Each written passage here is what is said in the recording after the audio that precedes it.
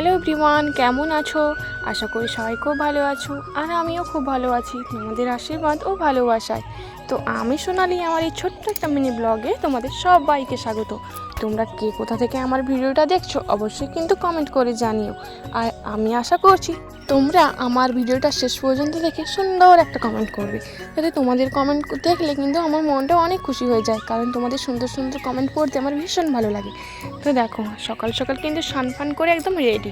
তো আজ যেহেতু আমাদের নিরামিষ রান্না হবে, তাই কিন্তু সকাল সকাল অনেক কাজ ছিল, সব কাজ সেরে এখন স্নান সেরে চলে এলাম ঠাকুর ঘরে। তো আমার এই ছোটো ঠাকুর ঘর তোমাদের আগের অনেক ভিডিওতে দেখিয়েছি।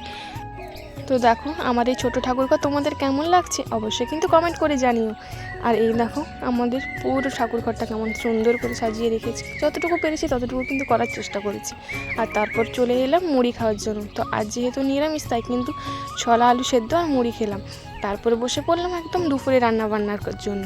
আজ আমাদের বাড়িতে নিরামিষে কী কী রান্না হবে চলো তোমাদের সেটাই দেখায়।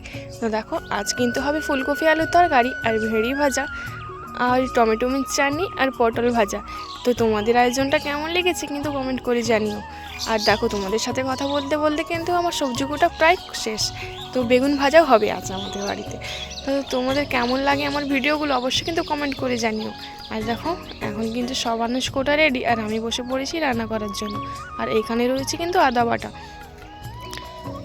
এই ক্লিপটা কিন্তু আমি নিতে পারিনি, যেহেতু রান্না করছিলাম, তাই একদম রান্না বান্নার শেষেই তোমাদের সাথে দেখা হলো। তো চলো, আজ রান্নাটা কেমন হয়েছে তোমাদের সাথে শেয়ার করি। এখানে রয়েছে কিন্তু বেগুন ভাজা, পটল ভাজা আর ভেড়ি ভাজা। তো কেমন লাগছে অবশ্যই কিন্তু কমেন্ট করে জানিও। আর এখানে ছিল টমেটো চাটনি, আর রয়েছে কিন্তু ফুলকপি আলুর তরকারি। তো আজকের আয়োজনটা কেমন হয়েছে কমেন্ট করে জানিও। আর এখন এখান পর্যন্তই, দেখা হচ্ছে সুন্দর আরও একটা নেক্সট ভিডিওতে। ততক্ষণ সবাই ভালো থেকো, সুস্থ থেকো, সাবধানে থেকো। টাটা।